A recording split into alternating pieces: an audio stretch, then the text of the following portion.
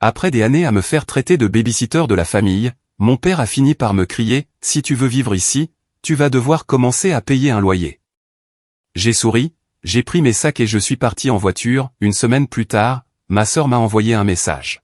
« Si tu veux vivre ici, tu vas commencer à payer un loyer ». Ces 12 mots ont changé ma vie à jamais. Mon père, Thomas, ne les a pas criés. Il les a dit avec désinvolture en plein milieu du dîner, comme s'il demandait le sel. La pièce est devenue mortellement silencieuse. J'ai regardé ma mère, Marguerite, la suppliant du regard de dire quelque chose, mais elle a juste baissé les yeux vers son assiette. Elle ne voulait même pas me regarder. Ensuite, j'ai regardé ma sœur, Sophie. Elle n'avait pas l'air triste. Elle a pris une gorgée lente de son vin et m'a adressé un sourire narquois. Ce sourire m'a brisé le cœur plus que les mots ne l'avaient fait. Pendant 10 ans, je leur avais tout donné. J'avais élevé les enfants de Sophie. J'avais réglé tous les problèmes. J'étais le ciment qui maintenait cette famille unie. Mais à ce moment-là, j'ai réalisé que je n'étais pas une fille pour eux. J'étais juste une employée qui avait abusé de l'hospitalité. Je n'ai pas crié. Je ne me suis pas battu.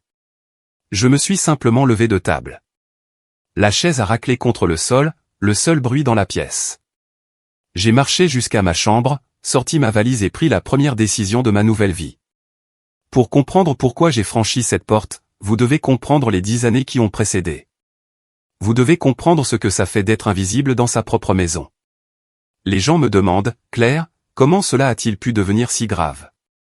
Pourquoi n'as-tu rien dit plus tôt? La vérité, c'est que ça n'est pas arrivé d'un coup. C'est arrivé lentement. C'était une progression lente, comme une vigne qui pousse sur une fenêtre jusqu'à ce qu'elle bloque toute la lumière. Tout a commencé quand ma sœur Sophie a eu son premier enfant, Élodie. Sophie était l'enfant chéri. C'est elle qui s'est mariée jeune avec un bel homme, Étienne. C'est elle qui a donné à mes parents les petits-enfants qu'ils voulaient désespérément. Moi, j'étais juste Claire. J'étais célibataire. J'avais un travail de bureau tranquille. Je vivais à la maison pour économiser de l'argent pour un apport sur ma propre maison. Parce que j'étais célibataire, ma famille a décidé que mon temps n'avait pas de valeur. Cela a commencé par de petites choses. Claire, peux-tu surveiller Élodie 1 heure pendant que je vais chez le dentiste? J'ai dit oui, bien sûr. C'était ma nièce. Je l'aimais. Puis c'est devenu, Étienne et moi avons vraiment besoin d'une soirée en amoureux. Peux-tu prendre Élodie pour la soirée? J'ai dit oui encore une fois. Mais bientôt, les demandes ont cessé d'être des demandes. Elles sont devenues des attentes. Je me souviens de mon 26e anniversaire.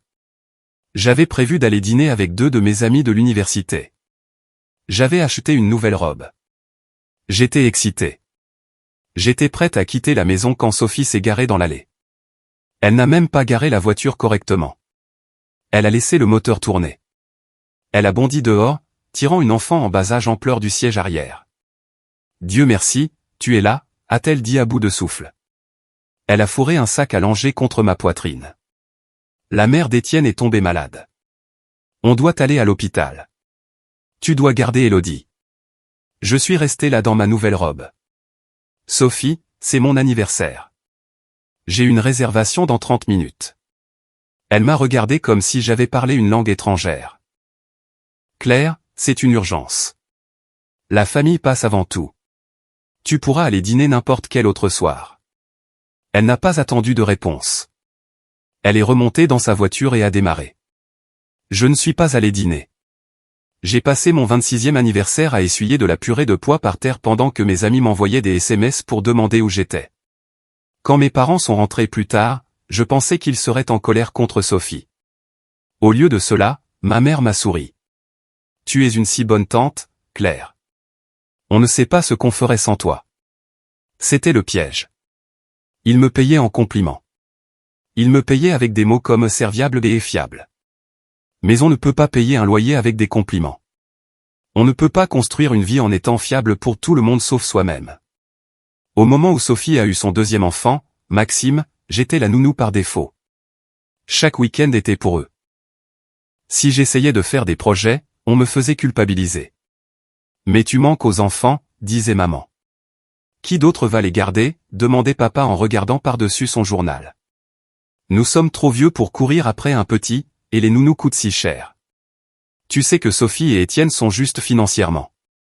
Alors, je leur ai fait économiser de l'argent. Je leur ai fait économiser des milliers d'euros par an. Je me réveillais tôt le samedi pour regarder des dessins animés avec Maxime pour que Sophie puisse faire la grasse matinée. J'allais chercher Élodie à l'école 3 jours par semaine parce que c'était sur mon chemin du retour du travail, même si cela ajoutait 40 minutes à mon trajet. J'ai arrêté les rendez-vous amoureux. C'était impossible de sortir avec quelqu'un. Qui veut sortir avec une femme qui doit annuler la moitié du temps parce que sa sœur a une crise? Et les crises étaient toujours des petites choses. Sophie avait mal à la tête. Sophie avait un rendez-vous pour ses ongles qu'elle ne pouvait pas manquer. Sophie et Étienne avaient besoin de se retrouver. Je suis devenu un fantôme dans ma propre vie. Je me souviens d'un mardi précis l'année dernière. J'avais la grippe. J'étais brûlante de fièvre, tremblant sous 3 couvertures dans mon lit. J'avais appelé mon travail pour dire que j'étais malade. La porte de ma chambre s'est ouverte à la volée. C'était maman. « Claire, réveille-toi », a-t-elle dit. Elle n'a pas touché mon front. Elle ne m'a pas proposé de soupe. La voiture de Sophie est en panne. Tu dois aller chercher Maxime à la crèche. J'ai croassé, maman, j'ai 39 de fièvre. Je ne peux pas conduire. Maman a soupiré fort et de manière dramatique. Eh bien, je ne peux pas y aller. J'ai mon club de bridge. Prends juste des médicaments et vas-y. Ce n'est qu'à 10 minutes de route. Ne sois pas dramatique. J'y suis allé. J'ai conduit jusqu'à la crèche avec la tête qui martelait, ma vision floue. Quand je suis revenu, je me suis effondré. Personne ne m'a remercié. C'était la dynamique. J'étais la ressource. J'étais l'appareil électroménager. On ne remercie pas son grille-pain de faire du pain grillé. On s'attend juste à ce qu'il fonctionne. Et quand il ne le fait pas, on s'énerve. Pendant 10 ans, je me suis convaincu que c'était de l'amour. Je me disais que c'est ce que font les familles. Elles s'entraident. Mais je n'étais pas aidé. J'étais utilisé. Sophie et Étienne partaient en vacances au Mexique et à Hawaï. Ils achetaient de nouvelles voitures. Ils publiaient des photos sur les réseaux sociaux de leur vie de famille parfaite, mais ils ne mentionnaient jamais la personne en coulisses qui rendait cela possible. Ils ne mentionnaient jamais que la raison pour laquelle ils pouvaient se permettre ces voyages était qu'ils ne payaient pas un centime pour la garde des enfants. Et mes parents, ils permettaient cela. Ils protégeaient Sophie. Pour eux, Sophie était la fragile qui avait besoin de soutien. J'étais la forte, la robuste, celle qui pouvait gérer. Ils me punissaient pour ma compétence. Parce que je pouvais gérer, ils ont décidé que je devais gérer. Le pire n'était pas le travail. C'était le manque de respect. C'était la façon dont ils me parlaient. Si la maison était en désordre parce que les enfants l'avaient mis sens dessus-dessous, papa me regardait et disait, « Claire, cet endroit est une porcherie. Nettoie ça avant le dîner. » Pas Sophie, pas les enfants. Moi. Si le dîner n'était pas prêt alors parce que j'aidais Élodie avec ses devoirs, maman disait, « Claire, on a faim. Pourquoi es-tu si lente aujourd'hui ?» Je travaillais à temps plein, puis je rentrais à la maison pour faire un deuxième travail à temps plein gratuitement. Et puis vint le dîner. Le dîner qui a tout changé. Je regardais secrètement des appartements. Je ne l'avais dit à personne. Je savais que je devais partir, mais j'avais peur. J'avais peur de la culpabilité. J'avais peur qu'il me déteste. J'étais assise là, mangeant le poulet rôti que j'avais cuisiné. J'avais aussi plié le linge cet après-midi-là. J'étais allé chercher Maxime à la maternelle. Papa s'est raclé la gorge. Il m'a regardé avec un visage sérieux. « Claire, a-t-il dit. Ta mère et moi avons discuté. » J'ai levé les yeux. « Oui. »« Tu as 30 ans, a-t-il dit. Tu vis ici depuis longtemps. » Mon cœur a commencé à s'emballer. Je pensais qu'il allait dire quelque chose de gentil. Peut-être qu'il allait dire, « Tu travailles si dur. Nous t'apprécions. » Ou peut-être, « Tu devrais prendre des vacances. Nous pensons qu'il est temps que tu commences à contribuer, » a-t-il dit. J'ai froncé les sourcils. Contribuer financièrement, a-t-il précisé. Sophie et Étienne ont leurs propres dépenses. Ils ont un prêt immobilier. Ils ont les enfants. Tu n'as rien de tout ça.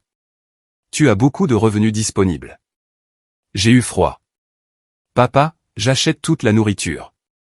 Je paie la facture Internet. Je paie ma propre voiture, ma propre assurance, mon propre téléphone. Ce n'est pas assez, a-t-il dit. C'est une grande maison. Ça coûte de l'argent à faire tourner. Si tu veux vivre ici, tu vas commencer à payer un loyer. On pensait à 800 € par mois. 800 €. J'ai regardé Sophie. Elle sirotait son vin. Elle savait qu'ils en avaient discuté sans moi. C'était probablement elle qui l'avait suggéré. Elle voulait que j'aie moins d'argent pour que je ne puisse pas partir. Si je payais un loyer, je ne pouvais pas économiser pour un apport. Je serais coincé ici pour toujours. Un loyer, ai-je chuchoté. C'est seulement juste, a renchéri maman.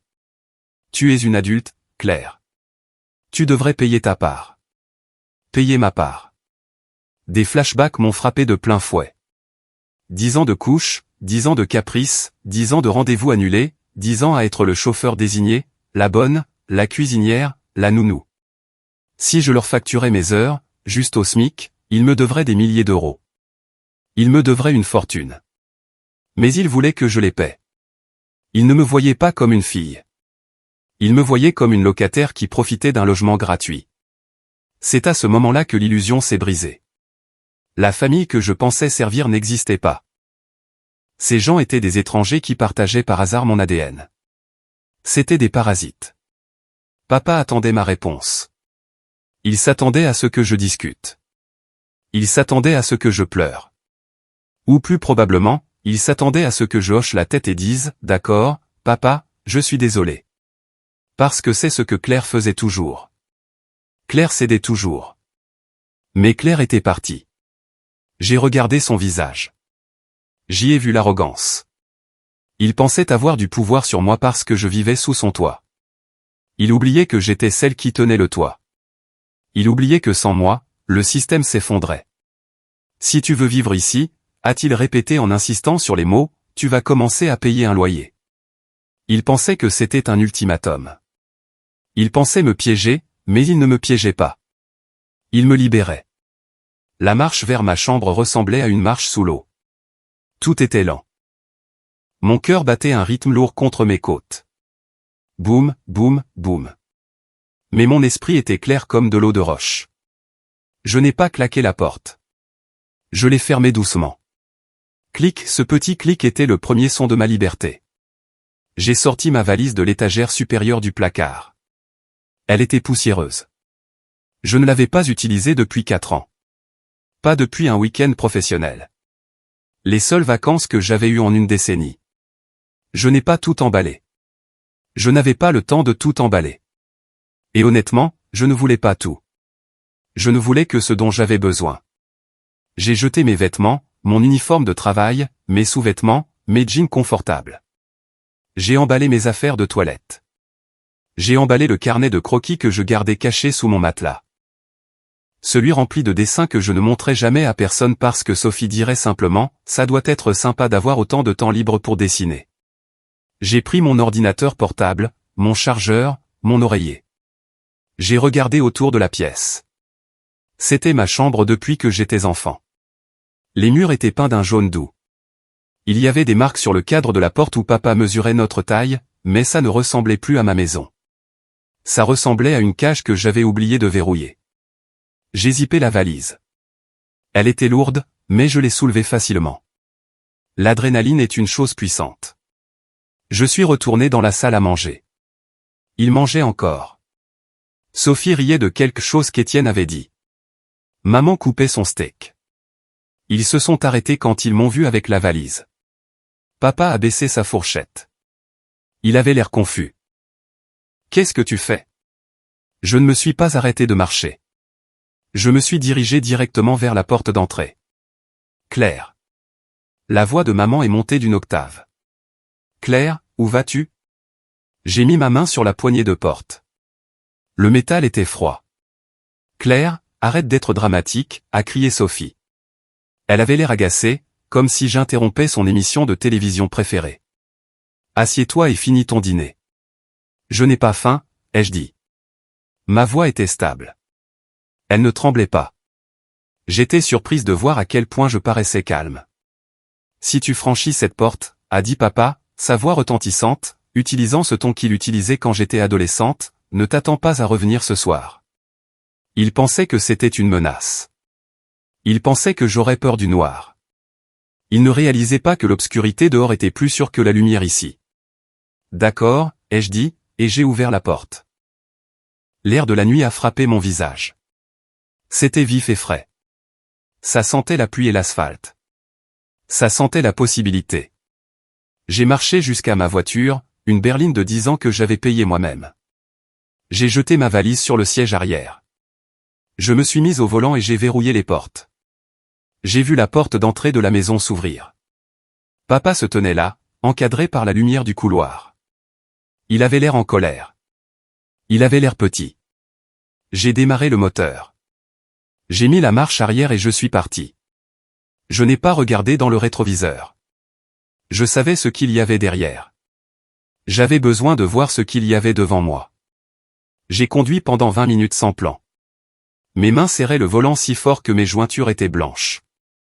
Les larmes commençaient à piquer mes yeux, mais ce n'étaient pas des larmes de tristesse. C'étaient des larmes de choc. Je l'avais fait. Je l'avais vraiment fait. Je me suis garé sur le parking d'un hôtel bon marché en périphérie de la ville. L'enseigne libre bourdonnait, scintillant entre le rouge néon et l'obscurité. Je me suis enregistré. La chambre sentait la cigarette froide et le nettoyant au citron. La moquette était collante. Le couvre-lit avait un motif de fleurs brunes moches, mais c'était calme. Il n'y avait pas d'enfants criant pour du jus. Il n'y avait pas de télé hurlant des dessins animés. Il n'y avait pas de Sophie se plaignant de son mari. Il n'y avait pas de maman critiquant mes cheveux. Je me suis assise au bord du lit et j'ai juste respiré. Inspiré, expiré, inspiré, expiré. Mon téléphone a vibré. C'était un SMS de maman. Où es-tu? C'est ridicule. Rentre à la maison maintenant. Puis un SMS de Sophie. Tu réagis de manière excessive. Ne fais pas le bébé. J'ai éteint mon téléphone. Je l'ai jeté sur l'autre oreiller. Je me suis allongé sur le lit. Le plafond avait une tache d'humidité en forme de nuage. Je l'ai fixé. Pour la première fois en 10 ans, mon temps m'appartenait. Je n'avais pas à mettre de réveil à 6 heures pour préparer les déjeuners scolaires. Je n'avais pas à m'assurer que le café était prêt pour papa. Le silence était lourd. Au début, cela semblait faux. Mes oreilles étaient tendues, attendant un bruit. J'étais tellement habitué à vivre en état d'alerte, toujours à écouter un cri, un fracas ou un appel clair, mais le son n'est jamais venu. Le frigo dans le coin bourdonnait. BZZZZ. Une voiture est passée dehors. Vroom. Les tuyaux dans le mur ont cliqueté une fois. Clac. C'était la plus belle musique que j'ai jamais entendue. J'ai pensé à ce que papa avait dit. Loyer. J'ai fouillé dans mon sac et sorti mon carnet de banque. J'économisais depuis des années. J'avais assez pour une caution sur un appartement. J'avais assez pour quelques mois de loyer. J'avais un travail. Je n'étais pas une enfant. J'étais une femme capable de 30 ans qui gérait un foyer pour 4 adultes et 2 enfants, prendre soin de moi seule, ce serait des vacances. J'ai dormi cette nuit-là dans mes vêtements. Je ne me suis même pas brossé les dents. Je me suis juste recroquevillé sous la fine couverture et j'ai laissé le silence m'envelopper. Je me suis réveillé le lendemain matin avec la lumière du soleil filtrant à travers les fentes des rideaux. J'ai paniqué une seconde. Je me suis assise, le cœur battant, vérifiant l'heure. Il était 9 heures. Je suis en retard. L'école des enfants. Puis je me suis souvenu que je n'étais pas en retard. J'avais appelé pour dire que j'étais malade au travail par email avant de m'endormir. Et les enfants, pas mon problème. Je me suis rallongé. J'ai étiré mes jambes. Le lit était grumeleux, mais il ressemblait à un nuage. Je me suis levé et j'ai marché jusqu'à la fenêtre de l'hôtel. J'ai tiré le rideau. Le monde semblait différent aujourd'hui. Les couleurs semblaient plus vives. J'avais besoin d'un appartement, un vrai, pas cet hôtel. J'ai passé la journée sur mon ordinateur portable à chercher. J'ai trouvé un endroit avant midi. C'était un studio dans un vieil immeuble du centre-ville. C'était petit. Les photos montraient des placards tordus et des sols rayés. C'était au 4e étage sans ascenseur. C'était parfait. J'ai rencontré le propriétaire à 14 heures. C'était un vieil homme aux yeux gentils. Il ne m'a pas demandé pourquoi j'avais une valise dans ma voiture. Il a juste vérifié ma solvabilité, pris ma caution et m'a tendu une clé. « Bienvenue chez vous », a-t-il dit. Chez moi. J'ai déverrouillé la porte de l'appartement 4B. L'air à l'intérieur était renfermé et chaud. L'espace était minuscule, juste une pièce avec une kitchenette dans le coin et une salle de bain de la taille d'un placard. J'ai marché jusqu'au milieu de la pièce et j'ai tourné sur moi-même. Je pouvais mettre mon lit où je voulais. Je pouvais peindre les murs de la couleur que je voulais. Si je voulais laisser la vaisselle dans l'évier pendant 2 jours, personne ne me crierait dessus. Je me suis assise par terre, le dos contre le mur. Mon téléphone était toujours éteint. Je savais qu'il paniquait probablement maintenant. Sophie aurait besoin de quelqu'un pour aller chercher Elodie. Maman se demanderait qui allait cuisiner le dîner. Une petite partie sombre de moi a souri. Laissez-les se débrouiller. Je suis allé au supermarché ce soir-là, faire les courses pour une personne était étrange. Je suis passé devant les boîtes géantes de céréales que j'achetais habituellement pour les enfants. Je suis passé devant la bière qu'Étienne aimait. Je suis passé devant les soda light que maman buvait. J'ai acheté une miche de bon pain, du fromage, une bouteille de vin bon marché, un sac de pommes et un seul petit gâteau de la boulangerie. Je suis retourné à mon appartement. Je me suis assise par terre, je n'avais pas encore de meubles, et j'ai mangé mon pain et mon fromage. C'était le meilleur repas que j'ai jamais goûté. Le soleil s'est couché et les lampadaires dehors se sont allumés, projetant des ombres oranges sur mon sol vide. J'étais seul.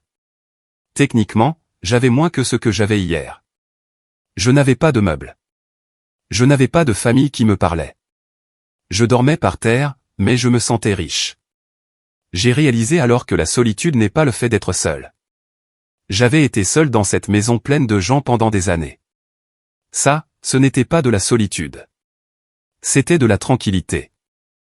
Et alors que je fermais les yeux cette deuxième nuit, écoutant les sirènes au loin et le bourdonnement de la ville, je savais une chose avec certitude. Je ne reviendrai jamais. Je m'étais échappé. Et maintenant, le vrai travail commençait. Je devais construire une vie à partir de zéro. Mais au moins, les fondations seraient les miennes. Mon téléphone était toujours éteint, mais je savais qu'éventuellement je devrais l'allumer. Je savais que la tempête n'était pas finie. En fait, l'œil du cyclone venait juste de passer. Le retour de bâton arrivait, mais pour ce soir, j'étais en sécurité. J'étais clair, juste clair, et c'était suffisant. J'ai gardé mon téléphone éteint pendant 3 jours entiers. 3 jours peuvent ne pas sembler longs pour vous, mais pour moi, c'était une éternité. Pendant 10 ans, mon téléphone n'avait jamais été éteint.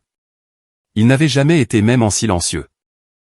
Je dormais avec lui à côté de mon oreiller, écran vers le haut juste au cas où Sophie aurait besoin que j'apporte des couches à minuit ou que papa ait besoin que je cherche un numéro de téléphone qu'il avait perdu. Vivre sans ce rectangle noir exigeant mon attention, c'était comme flotter dans l'espace. C'était calme. C'était paisible. J'ai passé ces 3 jours à construire mon nouveau monde. Je suis allé dans une friperie en bas de la rue. J'ai acheté une petite table avec une rayure sur le dessus pour 20 €. J'ai acheté 2 chaises en bois. J'ai acheté un service d'assiettes dépareillées. L'une était bleue, une autre blanche avec des fleurs, une autre jaune. Je les aimais parce qu'elles ne correspondaient pas. Chez mes parents, tout devait être assorti. Tout devait être parfait. Ici, les imperfections étaient les miennes. J'ai acheté un matelas. C'était juste un basique en mousse, et je l'ai posé directement sur le sol parce que je ne pouvais pas encore me permettre un cadre de lit. Je suis allé travailler. C'était la partie la plus étrange. Je suis entré dans mon bureau le lundi matin, et personne ne m'a crié dessus.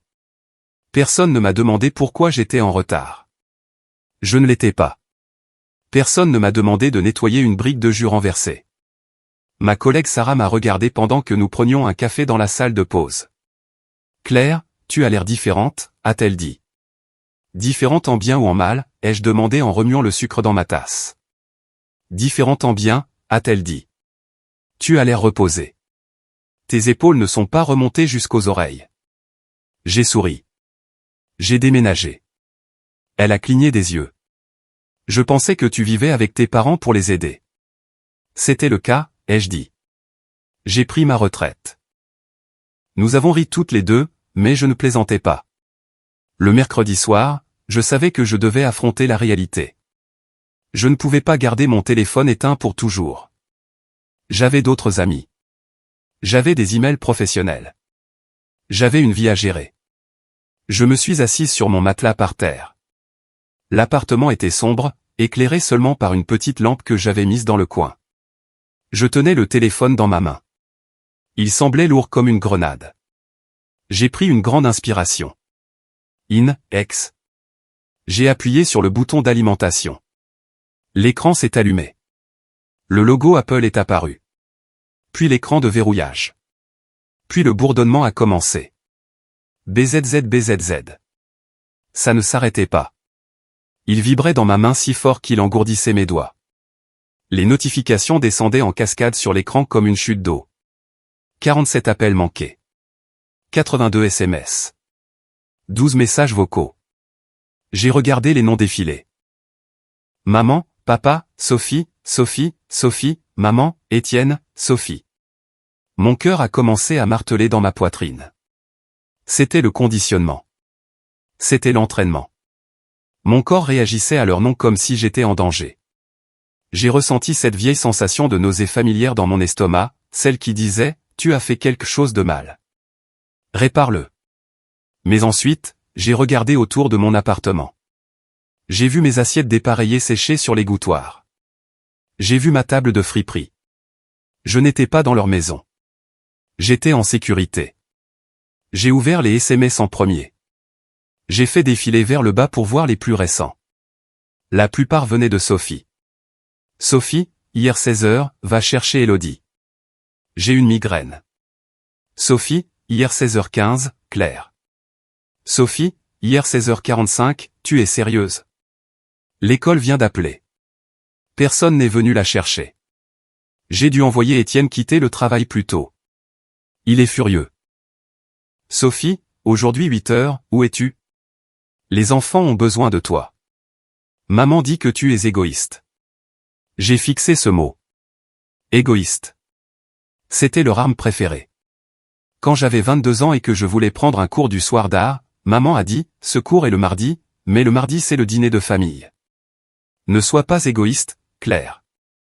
Quand j'avais 25 ans et que je voulais partir en week-end avec une amie, Sophie a dit, mais j'ai des billets pour un concert et j'ai besoin que tu gardes le bébé. Tu peux partir en voyage n'importe quand. Ne sois pas égoïste. Ils utilisaient ce mot pour me rabaisser. Ils l'utilisaient pour me faire sentir petite. Pour eux, égoïste signifiait faire tout ce qui ne les servait pas. Si je respirais l'air qu'ils voulaient respirer, j'étais égoïste. J'ai lu le SMS suivant. Sophie, aujourd'hui 12h30, Maxime pleure pour toi. Il ne comprend pas pourquoi tante Claire n'est pas là. Comment peux-tu faire ça à un enfant? Tu es sans cœur. Celui-là a fait mal. Il a vraiment piqué mes yeux. J'aimais Maxime. J'aimais Elodie. Je les avais pratiquement élevés. La pensée de Maxime pleurant me faisait mal à la poitrine. Mais j'ai réalisé quelque chose. Sophie était la mère. Étienne était le père. Si Maxime pleurait, c'était leur travail de le réconforter. Ils utilisaient ces larmes comme munitions contre moi. Ce n'était pas de l'amour. C'était de la manipulation. J'ai décidé de répondre. Je ne voulais pas les appeler. Je ne voulais pas entendre leur voix. Je savais que si j'entendais maman pleurer ou papa crier, je pourrais m'effondrer, mais je pouvais taper. J'ai ouvert la conversation avec Sophie. Mes doigts ont plané au-dessus du clavier. J'ai tapé, je ne reviens pas, je l'ai effacé. Trop émotionnel. J'ai tapé, je suis désolé, mais j'ai déménagé. Je l'ai effacé. Je n'étais pas désolé. Je devais être simple, direct, sans place pour l'argumentation. J'ai tapé, je n'habite plus là-bas. Débrouillez-vous. J'ai appuyé sur envoyer. J'ai regardé la petite bulle devenir bleue. Distribuer. Presque instantanément, 3 points sont apparus. Elle tapait. Elle devait fixer son téléphone en m'attendant. La réponse est venue vite. Sophie, tu agis comme si tu étais une victime. Papa a juste demandé un loyer. C'est normal. Tu exagères tout ça pour faire du drame. Rentre juste à la maison. On a un dîner de famille dimanche.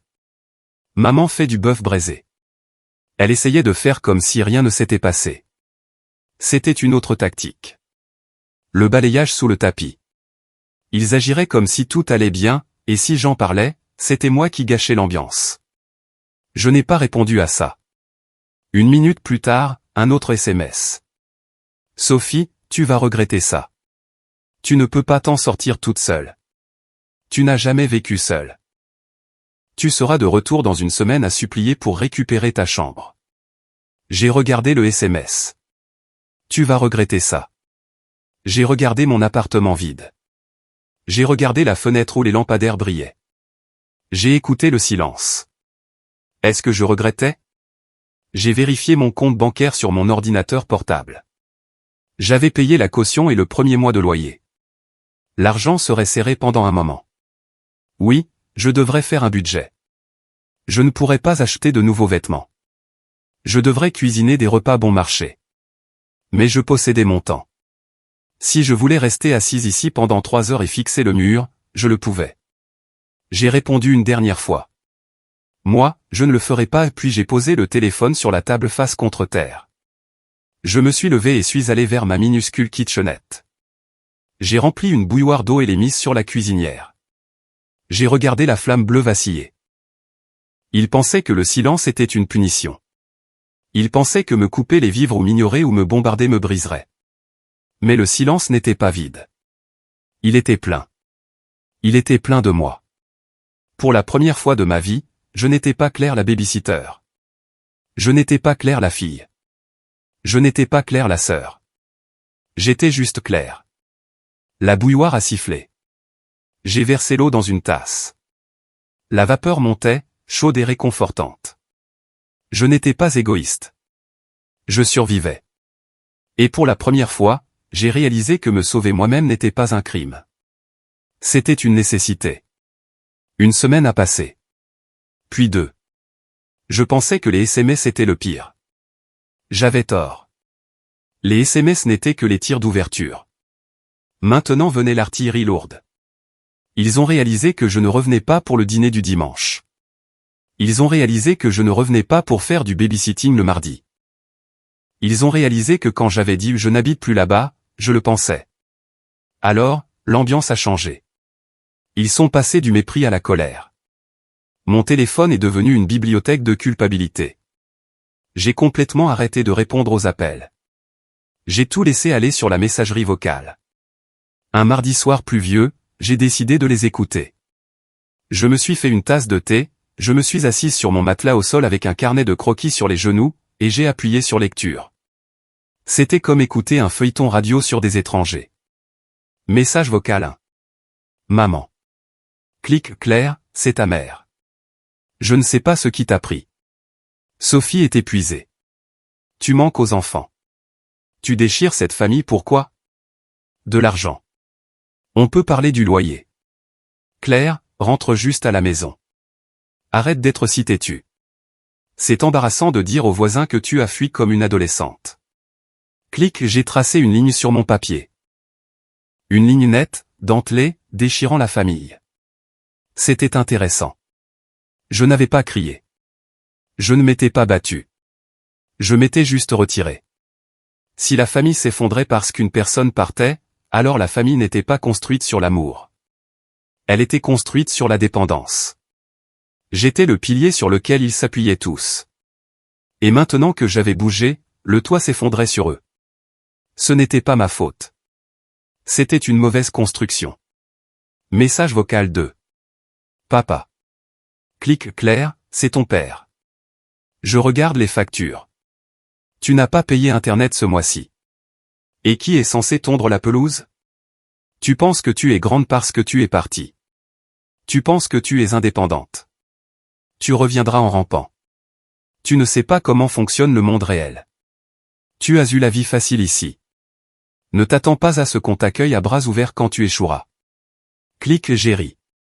Un rire sec, bref. Tu as eu la vie facile ici. J'ai pensé aux nuits où je restais éveillé jusqu'à 2 heures du matin pour aider Sophie avec ses impôts parce qu'elle ne comprenait pas les chiffres. J'ai pensé au week-end passé à nettoyer les gouttières pendant que papa regardait le football à l'intérieur. J'ai pensé aux courses que j'achetais avec mon propre salaire qu'il mangeait.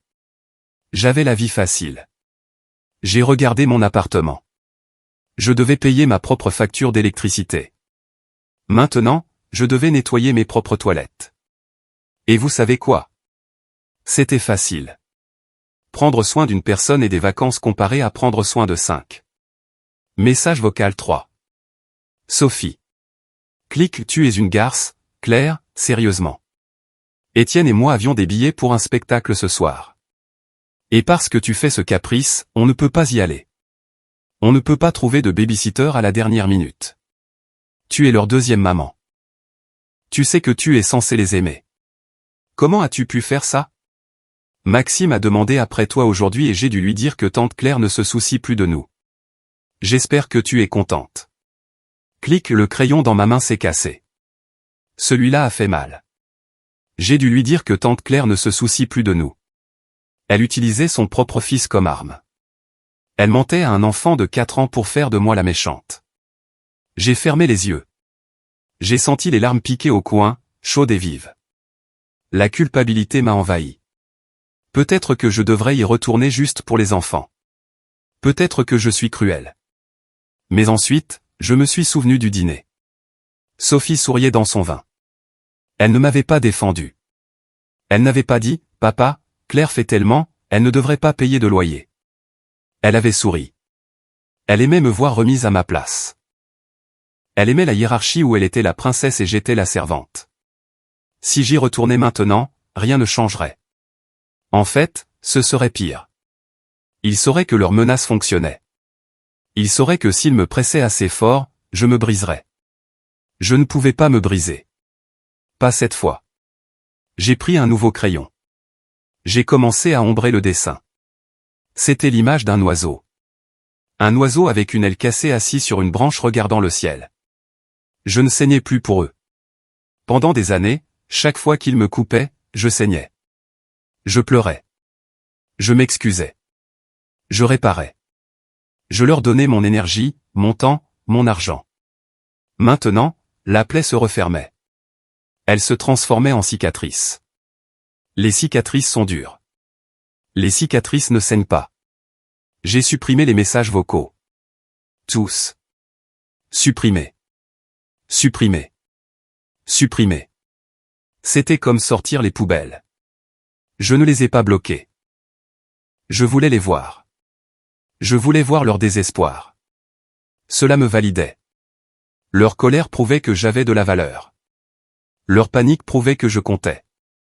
Pendant 10 ans, ils m'avaient dit que j'étais inutile, invisible, juste Claire. Mais regardez-les maintenant. Regardez le chaos. J'étais la personne la plus importante de cette famille, et ils ne l'ont réalisé que lorsque je suis parti. Le lendemain, je suis allé travailler. Je me sentais plus légère. Je suis passé devant un fleuriste pendant ma pause déjeuner. Il y avait un seau de tournesol jaune vif devant. Je me suis arrêté. Je ne m'étais jamais acheté de fleurs. Les fleurs étaient un gaspillage d'argent, disait toujours maman. Ou si je les achetais, c'était pour la table de la salle à manger à la maison pour que tout le monde en profite. J'ai sorti mon portefeuille. J'ai acheté 3 tournesols. Je les ai ramenés à mon appartement. Je n'avais pas de vase, alors j'ai lavé un vieux bocal de sauce spaghetti et je les ai mis dedans. J'ai posé le bocal sur ma table rayée. Le jaune était si brillant contre les murs gris. On aurait dit un petit feu. Je suis resté assise là et j'ai fixé les fleurs pendant un long moment. Mon téléphone a vibré à nouveau. Un autre SMS de maman. Les voisins demandent de tes nouvelles. Qu'est-ce que je dois leur dire? Je n'ai pas ressenti d'anxiété cette fois.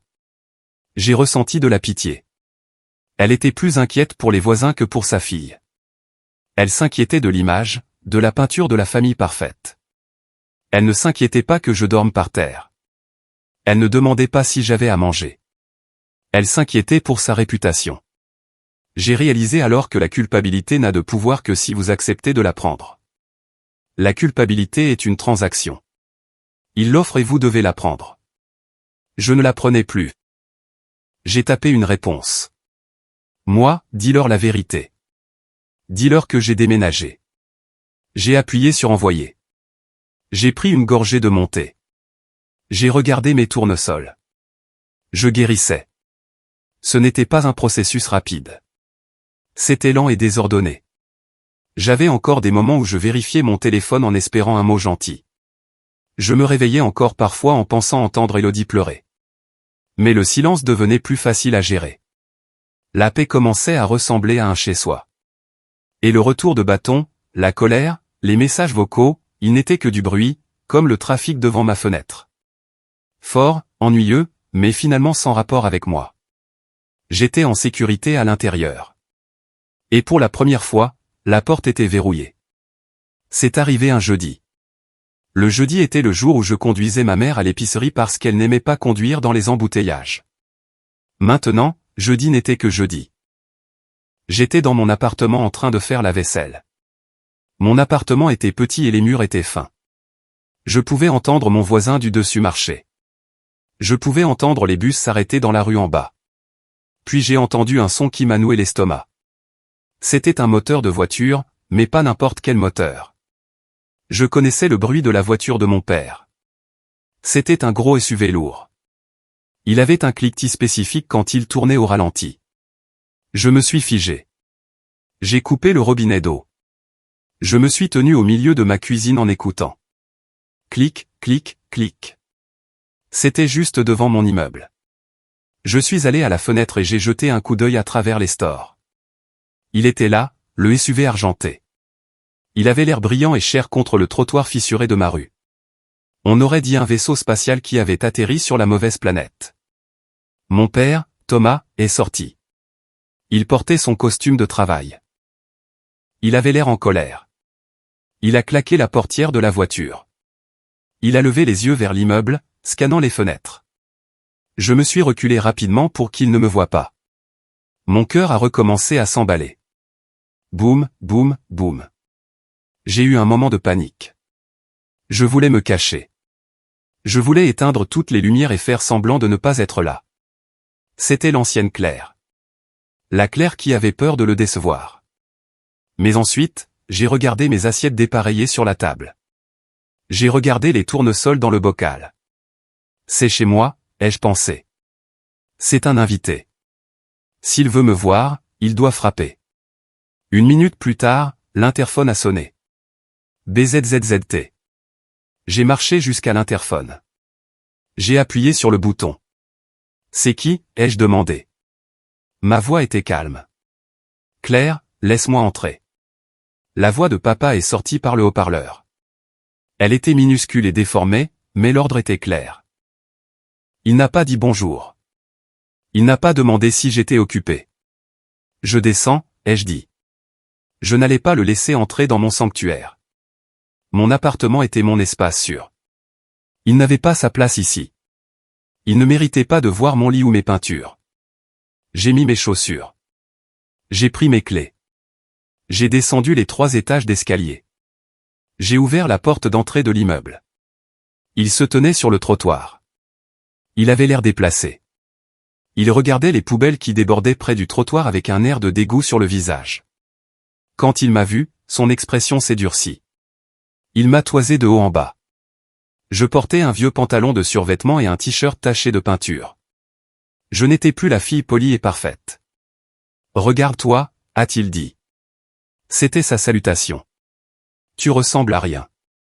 Bonjour, papa, ai-je dit. J'ai croisé les bras sur ma poitrine. Je ne suis pas monté sur le trottoir. Je suis resté dans l'embrasure de la porte, gardant la lourde porte en métal entre nous. As-tu fini avec cette mascarade, a-t-il demandé. Il a fait un geste vers l'immeuble. Vivre dans un taudis comme ça. C'est embarrassant, Claire. Ta mère est malade d'inquiétude. Elle ne peut pas dormir. Maman peut m'appeler si elle est inquiète, ai-je dit. Elle n'a pas appelé pour demander comment je vais. Elle appelle seulement pour me dire de revenir. Parce que ta place est à la maison, a-t-il crié.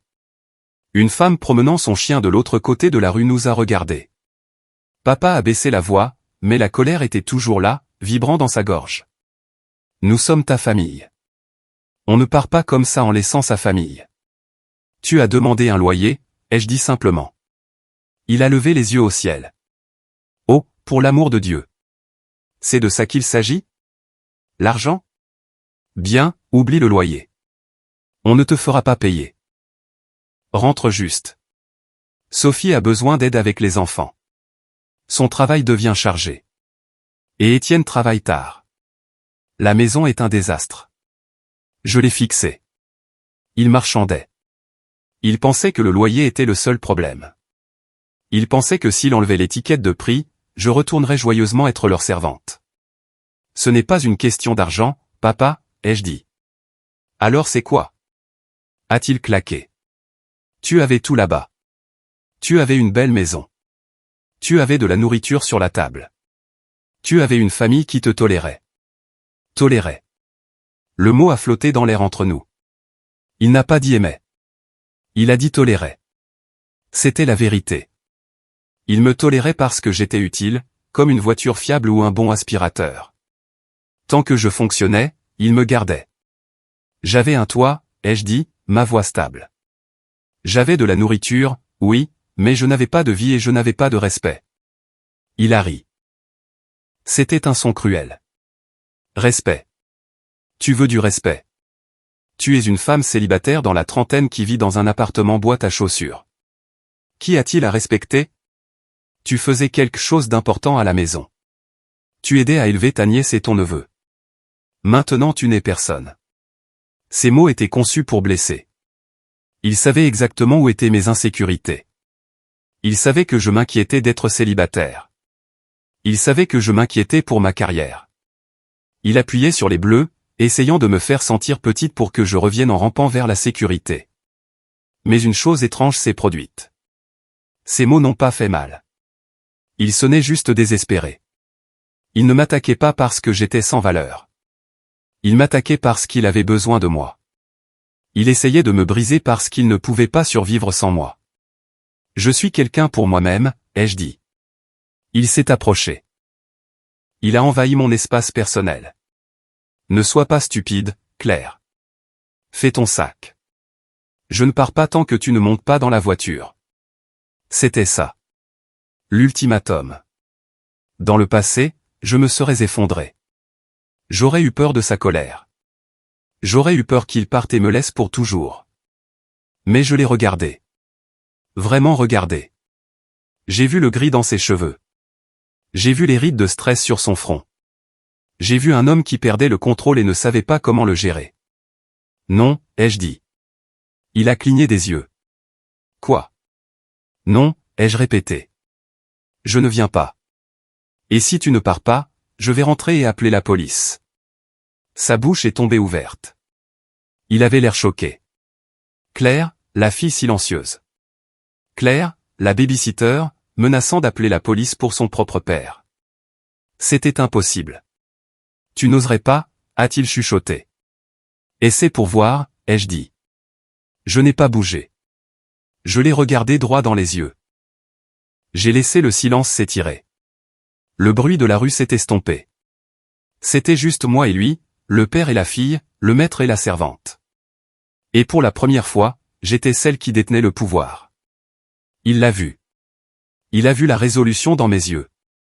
Il a réalisé que l'ancienne Claire était morte. Il a réalisé qu'il ne pouvait plus me tyranniser. Son visage est devenu rouge, puis pâle. Il ne trouvait pas de réplique. Il n'y avait plus d'argument. Tu fais une erreur, a-t-il craché finalement. Une énorme erreur. Ne viens pas pleurer vers nous quand tu échoueras. Je ne le ferai pas, ai-je dit. Il s'est retourné brusquement. Il a marché vers sa voiture argentée brillante. Il est monté et a claqué la portière si fort que le véhicule a tremblé. Il a démarré le moteur et a décollé du trottoir, les pneus crissant légèrement. Je l'ai regardé partir. J'ai regardé la voiture tourner au coin et disparaître. Je suis resté là longtemps. Mes mains tremblaient un peu juste à cause de l'adrénaline, mais je ne me sentais pas triste. Je me sentais propre. C'était fini. Le cordon était coupé. Il était venu pour me traîner de force et j'avais tenu bon. Je me suis retourné et je suis rentré dans mon immeuble. J'ai monté les escaliers. J'ai déverrouillé ma porte. Mon appartement était calme. Les tournesols étaient toujours jaune vif. Ma vaisselle attendait toujours dans l'évier. J'ai fermé la porte et je l'ai verrouillée. Clic, j'ai appuyé mon front contre le bois frais de la porte et j'ai laissé échapper un long soupir. Il a dit que je n'étais personne. Il a dit que j'étais embarrassante. Mais en regardant autour de ma petite maison tordue et silencieuse, je connaissais la vérité. J'étais libre. Après la visite de papa, le silence de ma famille a changé. Ce n'était plus le silence du traitement silencieux. C'était le silence du chaos.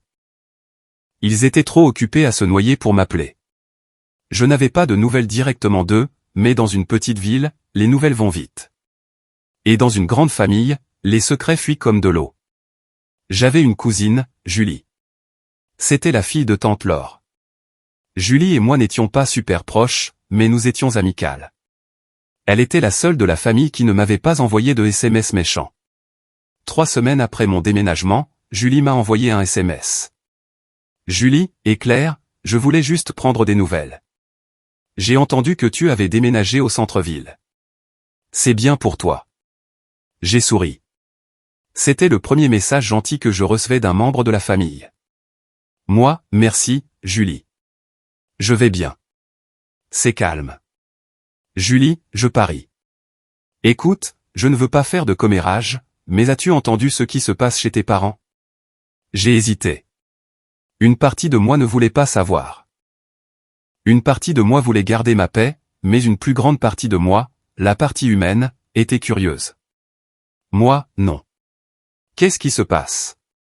Julie, c'est un spectacle catastrophe. Sérieusement, ça mérite du popcorn. Elle a commencé à tout me raconter. Apparemment, 3 jours après mon départ, Sophie et Étienne avaient engagé une nounou. Elle s'appelait Madame Gauthier. C'était une femme plus âgée, très expérimentée. Sophie s'attendait à ce que Madame Gauthier soit comme moi. Elle s'attendait à ce qu'elle reste tard sans paiement supplémentaire. Elle s'attendait à ce qu'elle fasse la lessive et cuisine le dîner tout en gardant les enfants. Elle s'attendait à ce qu'elle vienne le week-end juste parce que la famille avait besoin d'aide. Madame Gauthier a tenu 4 jours. Le 4e jour, Sophie est rentrée tard à nouveau et Madame Gauthier lui a tendu une facture pour les heures supplémentaires. Sophie lui a crié dessus.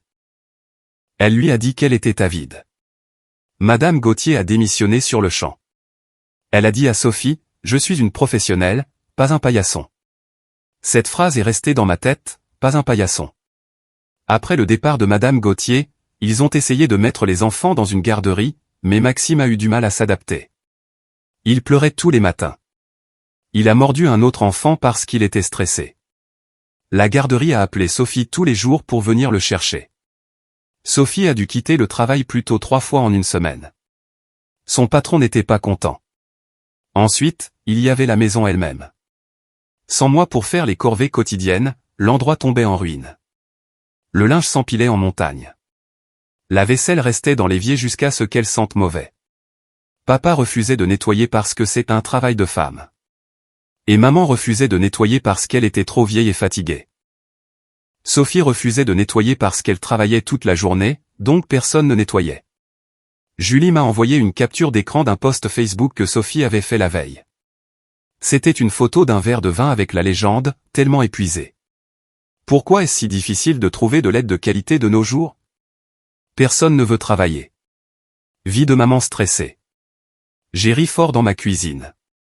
Personne ne veut travailler, ai-je chuchoté pour moi-même.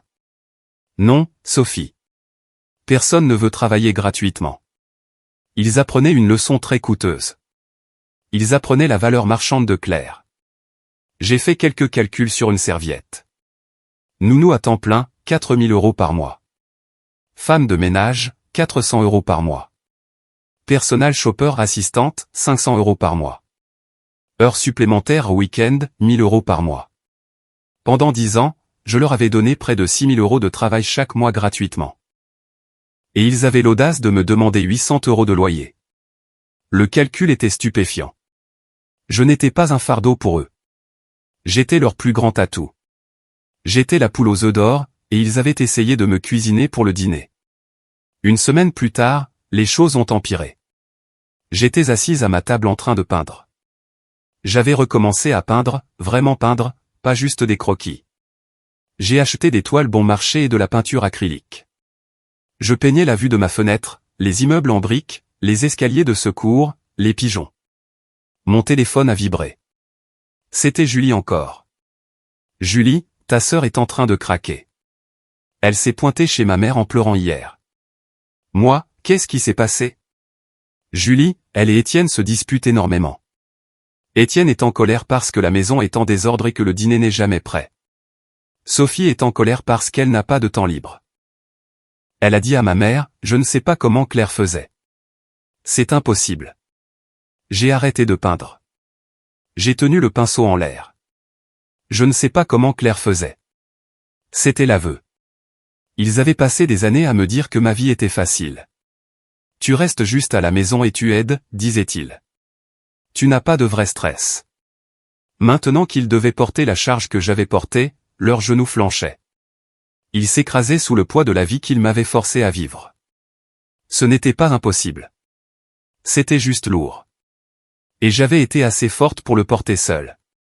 Sophie, l'enfant chérie, n'était pas assez forte. Julie a envoyé un autre SMS. Julie, ma mère, tante Laure, leur a dit qu'ils devraient s'excuser auprès de toi. Elle a dit qu'ils devraient te supplier de revenir. Mon estomac s'est resserré. Moi, qu'est-ce qu'ils ont dit? Julie, ton père a dit qu'elle reviendra quand elle n'aura plus d'argent. Mais Sophie est devenue silencieuse. Je pense qu'elle sait, Claire. Je pense qu'ils savent tous qu'ils ont merdé, mais ils sont trop fiers pour le dire. J'ai posé mon téléphone. J'ai regardé ma peinture. Je mélangeais une couleur pour le ciel. Un mélange de bleu et de gris avec un peu de rose pour le coucher du soleil. Il souffrait. Je ne devrais pas être heureuse de ça. Je devrais me sentir mal que ma nièce et mon neveu traversent une période difficile. Mais je ne me sentais pas mal. Je me sentais vengé. C'est un sentiment étrange de regarder le pont brûler après l'avoir déjà traversé. Le feu ne peut pas vous toucher, mais la chaleur réchauffe votre dos. Ils avaient construit une vie sur une fondation de mon sacrifice. Ils ont enlevé la fondation et maintenant ils étaient choqués que la maison coule. J'ai pris mon pinceau et j'ai ajouté un trait de rose vif au nuage sur ma toile. Je n'étais plus le ciment. J'étais le peintre. Et pour la première fois de l'histoire, la toile était vierge et je pouvais peindre ce que je voulais. J'ai pensé à envoyer un SMS à Sophie. J'ai pensé à dire, je te l'avais bien dit. Ou peut-être lui envoyer un lien vers une agence de nounous, mais je ne l'ai pas fait. Le silence était plus puissant. Chaque jour qui passait sans moi était un rappel de ce qu'ils avaient perdu. Chaque plat sale, chaque enfant qui pleure, chaque facture impayée était un message de ma part pour eux. Je n'avais pas besoin de dire un mot. Mon absence hurlait. Je suis allé à la fenêtre et je l'ai ouverte. L'air de la ville s'est engouffré. C'était bruyant et ça sentait les gaz d'échappement, mais c'était frais. J'ai pris une grande inspiration, laissez-les s'effondrer. J'étais occupé à construire. C'était un dimanche après-midi. Le dimanche était le jour le plus chargé de la semaine pour moi. C'était le jour du grand dîner de famille. Cela signifiait faire les courses pendant 5 heures, cuisiner pendant 4 heures et nettoyer pendant 2 heures pendant que tout le monde était assis sur le canapé à regarder le football ou à jouer sur son téléphone. Mais ce dimanche, j'étais assise à ma table de cuisine. La fenêtre était ouverte. Une brise fraîche entrait. J'avais de la peinture sur les mains, bleu, jaune, blanc. Je travaillais sur la peinture que j'avais commencée il y a quelques jours. C'était une image du lever de soleil frappant les immeubles en briques de l'autre côté de la rue. J'essayais de capturer la couleur exacte de la lumière. Ce moment où l'obscurité se transforme en or. Mon téléphone était posé au coin de la table. J'avais activé la sonnerie juste au cas où il y aurait une vraie urgence. Soudain, il a vibré. Puis il a vibré encore et encore. BZZZT BZZZT BZZZT. Ce n'était pas un appel. C'était le groupe de discussion de la famille Lefebvre. Je n'avais pas regardé ce chat depuis des semaines. D'habitude, je l'ignorais juste, mais le bourdonnement ne s'arrêtait pas. C'était comme un essaim d'abeilles en colère. J'ai essuyé mes mains sur un chiffon et j'ai pris le téléphone. J'ai déverrouillé l'écran et ouvert le chat. Maman, Sophie, apporte la salade de pommes de terre. Et ne sois pas en retard. Sophie, je ne peux pas faire de salade de pommes de terre. Maman, je n'ai pas le temps. Élodie a un rhume et Maxime hurle. Papa, achète-en juste au magasin. Et quelqu'un doit aller chercher grand-mère. Sophie, je ne peux pas aller chercher grand-mère. Étienne a la voiture. Maman, eh bien, je ne peux pas le faire. Le four est cassé. Qui va réparer le four? Papa, appelle un réparateur. Maman, un dimanche, il facture le double. Sophie, c'est un désastre. Pourquoi tout est si difficile? J'ai lu les messages. Mon rythme cardiaque est resté lent. C'était comme regarder une émission de télé-réalité sur des gens que je ne connaissais pas. Puis Sophie m'a tagué. Sophie, Claire, tu vois ça? Maman pleure parce que le four est cassé. Grand-mère attend qu'on vienne la chercher. Le dîner de famille est ruiné. Es-tu contente? Papa, Claire, arrête d'être puéril. Viens ici et règle ça. On peut mettre toute cette histoire de déménagement derrière nous. Viens juste aider ta mère. Maman, Claire, s'il te plaît, juste pour aujourd'hui, on a besoin de toi. J'ai fixé l'écran. On a besoin de toi. Ils n'ont pas dit tu nous manques. Ils n'ont pas dit on t'aime. Ils ont dit on a besoin de toi. Ils avaient besoin d'un chauffeur. Ils avaient besoin d'une cuisinière. Ils avaient besoin d'un technicien réparateur de four. Ils avaient besoin d'un punching ball pour absorber leur stress afin qu'ils puissent se sentir bien. J'ai regardé ma peinture. J'ai regardé la lumière dorée que je venais de peindre. Pendant 10 ans, j'avais cru qu'être nécessaire était la même chose qu'être aimé. Je pensais que si je me rendais indispensable, ils ne me quitteraient jamais. Mais ils ne m'aimaient pas. Ils aimaient mon utilité. Ils aimaient ce que je faisais pour eux, pas qui j'étais. J'ai ressenti une soudaine montée de colère. Ce n'était pas la colère chaude et explosive d'une bagarre. C'était une colère froide et dure. C'était la colère de quelqu'un qui voit enfin l'étiquette de prix sur une arnaque. J'ai commencé à taper. Mes doigts volaient sur l'écran. Je ne me suis pas remise en question.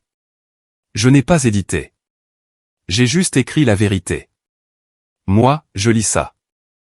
Et non, je ne viens pas. Le chat est devenu silencieux pendant quelques secondes. Les 3 petits points sont apparus alors que Sophie commençait à taper, puis se sont arrêtés. J'ai continué, moi, vous êtes tous des adultes. Vous avez des voitures. Vous avez de l'argent. Vous avez des téléphones. Si le four est cassé, payez un réparateur. Si grand-mère a besoin d'un transport, appelez un Uber. Si vous avez faim, commandez une pizza. Papa, comment oses-tu nous parler comme ça? Moi, je vous parle comme une adulte. Pendant 10 ans, j'ai fait tout ça gratuitement. Vous m'appeliez famille, mais vous me traitiez comme une servante. Vous m'appeliez la babysitter. J'ai pris une respiration. Mes mains tremblaient. Pas de peur, mais de l'adrénaline de le dire enfin. Moi, ce n'est pas de la famille. C'est du travail. Si vous voulez quelqu'un pour faire ces choses, engagez une assistante personnelle. Engagez une nounou. Engagez un chauffeur.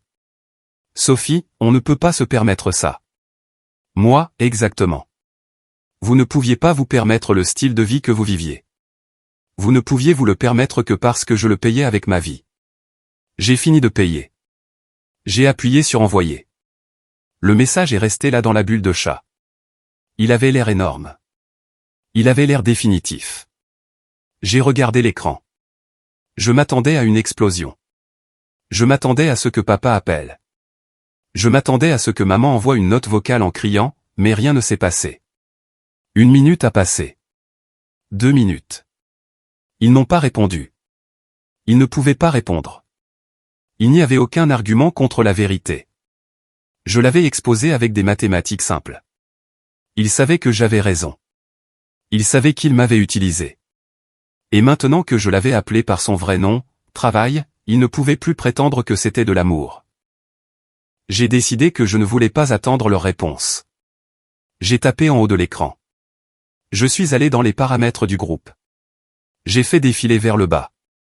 En lettres rouges, il était écrit « Quitter le groupe ». J'ai passé mon doigt dessus. Quitter le groupe de discussion semblait plus grand que quitter la maison. La maison était un lieu physique. Le groupe de discussion était le cordon numérique qui nous gardait liés chaque seconde de la journée.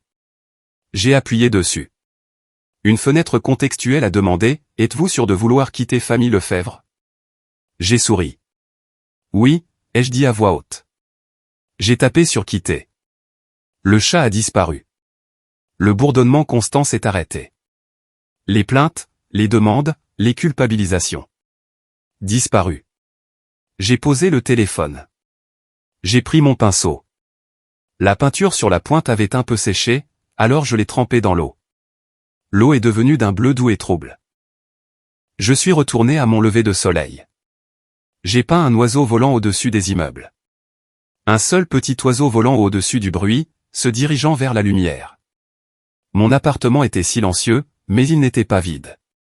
Il était plein de dignité. Une semaine plus tard, l'effondrement total s'est produit. C'était un mardi soir. Je faisais bouillir des pâtes pour le dîner. J'avais acheté un bon pot de pesto et du parmesan. C'était un repas simple, mais c'était le mien. Mon téléphone a sonné. Ce n'était pas maman, ni papa, ni Sophie. C'était tante Laure. Tante Laure était la sœur de papa. C'était une femme qui aimait les drames. Elle connaissait toujours les affaires de tout le monde. Dans le passé, je l'évitais parce qu'elle était critique. Mais aujourd'hui, j'ai répondu. Bonjour, tante Laure, ai-je dit en remuant les pattes. Claire, a-t-elle chuchoté. Elle avait l'air de se cacher dans un placard. Oh mon Dieu, Claire. As-tu entendu? Entendu quoi? Ai-je demandé en baissant le feu de la cuisinière. Tes parents, la maison. C'est le chaos total là-bas, a-t-elle dit, sa voix dégoulinant d'excitation. Je me suis appuyé contre le comptoir. Raconte-moi. Eh bien, a commencé Laure en prenant une grande inspiration. Je suis allé là-bas aujourd'hui pour déposer un gratin parce que ta mère m'a dit qu'elle ne pouvait pas cuisiner dans cet état et tu ne le croirais pas. Quel état? Stress? Laure a ri. Apparemment, le stress est une condition médicale maintenant. Mais Claire, la maison, on aurait dit qu'une bombe avait explosé. Il y avait de la vaisselle empilée sur toutes les surfaces. La buanderie débordait dans le couloir. Et l'odeur, ça sentait le lait caillé. J'ai fermé les yeux et j'ai imaginé ça. Ma mère qui tirait fierté d'une maison témoin vivant dans la misère. Et Sophie, ai-je demandé. Oh, Sophie est la pire partie, a dit Laure. Elle était là à pleurer à la table de la cuisine. Apparemment, Étienne a menacé de la quitter. Mes yeux se sont écarquillés. Quoi? Pourquoi? Parce que leur maison est en désordre aussi, a expliqué Laure. Étienne est fatigué de rentrer à la maison dans le chaos. Il a dit à Sophie qu'elle devait se prendre en main. Et Sophie lui a crié qu'elle ne pouvait pas tout faire. Elle a dit, Claire faisait ça avant. J'ai ressenti une étrange sensation dans ma poitrine. C'était de la validation. Elle l'a vraiment admis, ai-je demandé. Elle le criait, a dit Laure. Elle était hystérique. Elle n'arrêtait pas de dire, je ne savais pas combien de travail c'était. Je ne savais pas. Elle m'a demandé, tu peux croire ça? Elle m'a demandé si je pouvais venir garder les enfants le samedi. Qu'est-ce que tu as dit? Je lui ai ri au nez, a dit Laure. J'ai dit, Sophie, j'ai élevé mes enfants il y a 30 ans. J'ai fini. Paie une nounou. J'ai utilisé ta réplique, Claire. Paie une nounou. J'ai souri. Bien joué, Laure. Mais voici la vraie nouvelle, a dit Laure, sa voix baissant encore plus. Ton père m'a demandé un prêt. Cela m'a choqué. De l'argent? Pourquoi? Papa a une bonne retraite. Parce qu'il perd de l'argent à vue d'œil, a dit Laure. Depuis que tu es parti, il commande des plats à emporter tous les soirs. C'est 50 € par jour. Ils ont engagé un service de nettoyage qui leur a facturé 300 € pour un nettoyage en profondeur parce que la maison était si sale. Sophie paie des frais de retard à la garderie. Ça s'accumule. J'ai regardé ma simple casserole de pâtes. Ma facture d'épicerie pour la semaine était de 60 € au total. Il m'a demandé 2000 €, a chuchoté Laure. Il a dit que c'était juste pour les dépanner jusqu'à ce que les choses se tassent. Je lui ai dit non. Je lui ai dit, Thomas, tu as eu une gestionnaire de vie gratuite pendant 10 ans. Tu as économisé une fortune. Où est tout cet argent? Qu'est-ce qu'il a dit? Il n'a rien dit. Il est devenu tout rouge et il est parti. J'ai senti une vague de soulagement m'envahir. Pendant des années, il m'avait fait sentir comme si c'était moi le fardeau financier. Le commentaire de papa sur le loyer, si tu veux vivre ici, était entièrement une question d'argent. Il pensait que je lui coûtais de l'argent. Mais la vérité était l'opposé. Je lui faisais économiser des milliers d'euros. J'étais le plan financier. Maintenant que le plan était parti, ils étaient en faillite. Pas seulement financièrement, mais émotionnellement. Ils ne savent pas quoi faire, Claire, a dit Laure. Ils s'effondrent. Sophie supplie pour de l'aide. Maman est déprimée. Papa est en colère. Ils attendent que tu cèdes. Ils pensent que tu vas te sentir mal et venir les sauver. J'ai retiré les pattes du feu. J'ai versé l'eau dans l'évier. La vapeur est montée en un nuage. Je ne viens pas, ai-je dit fermement. Bien, a dit Laure. N'ose surtout pas, laisse-les se débrouiller. Il est temps qu'ils apprennent que les actions ont des conséquences. Merci de me l'avoir dit, Laure, ai-je dit. Continue comme ça, Claire, a-t-elle dit. Je suis fier de toi. Je n'avais jamais réalisé tout ce que tu faisais jusqu'à ce que tu arrêtes de le faire. Merci, ai-je dit. Ma gorge était serrée. Au revoir, tante Laure. J'ai raccroché.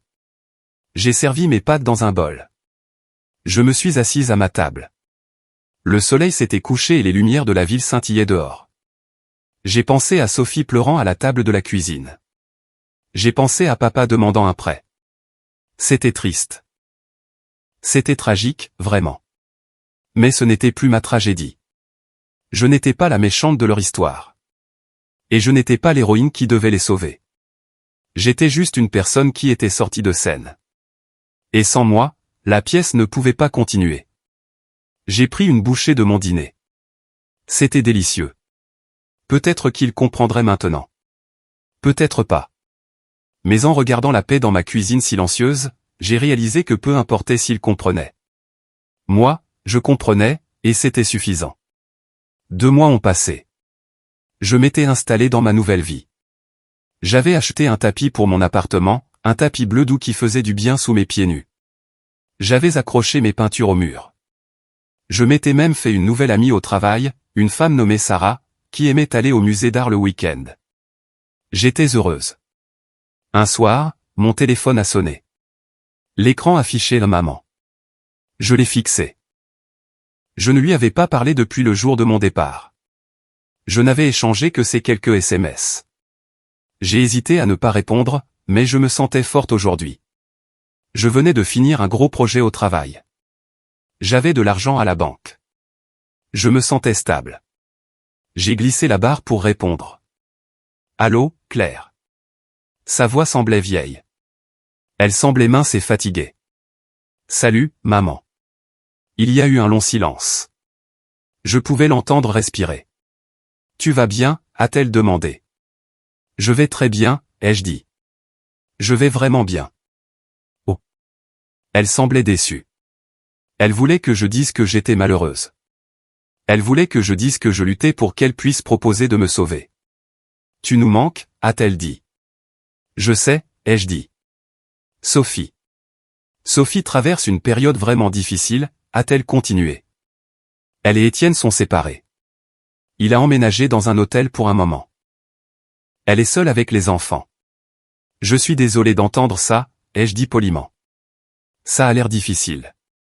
Elle ne peut pas y arriver, Claire, a dit maman, sa voix se brisant. Elle se noie. Elle a besoin de sa sœur. J'ai fermé les yeux. Elle a une sœur, mais elle a besoin d'une nounou et d'un thérapeute. Je ne suis ni l'un ni l'autre. Comment peux-tu être si froide, a chuchoté maman. Nous sommes ta famille. Nous t'avons élevé. Vous m'avez élevé, ai-je convenu. Et ensuite vous m'avez utilisé. Maman, je t'aime. Mais je ne suis pas ta servante. Et je ne suis pas le mari de Sophie. J'ai ma propre vie maintenant. S'il te plaît, rentre à la maison, a-t-elle supplié. Juste pour un moment, juste jusqu'à ce que Sophie se remette sur pied. On ne te fera pas payer de loyer. On promet. On te traitera mieux. C'était une offre tentante. L'ancienne Claire aurait entendu la douleur dans la voix de sa mère et aurait couru vers la voiture. L'ancienne Claire aurait pensé, ils ont promis de changer. Ce sera différent cette fois. Mais j'ai regardé mon appartement. J'ai regardé la peinture sur mon chevalet. Elle était finie. C'était la peinture du lever de soleil. Je l'avais intitulée Gardienne de la paix. Mais en la regardant maintenant, j'ai réalisé que le titre était faux. Un gardien de la paix est quelqu'un qui se tient au milieu d'une guerre et essaie d'empêcher tout le monde de se battre. Un gardien de la paix se fait tirer dessus des deux côtés. Un gardien de la paix se sacrifie pour que les autres puissent être calmes. Je n'étais plus une gardienne de la paix. Maman, ai-je dit doucement. Je ne peux pas rentrer. Pourquoi pas? Parce que j'ai fini de garder votre paix, ai-je dit. Je suis occupé à garder la mienne. Nous ne voulions pas te faire de mal, a-t-elle chuchoté. Je sais, ai-je dit. Mais vous l'avez fait. Et je ne reviens pas pour être blessé à nouveau. Alors c'est ça, a-t-elle demandé. Tu es juste parti. Je ne suis pas parti, ai-je dit. Je suis juste ici.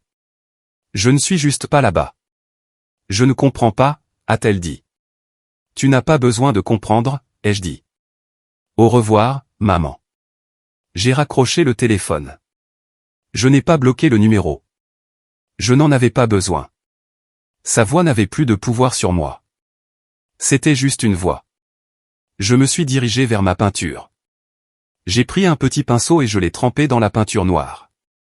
J'ai peint par-dessus le titre que j'avais écrit au dos de la toile. J'ai barré et gardienne de la paix.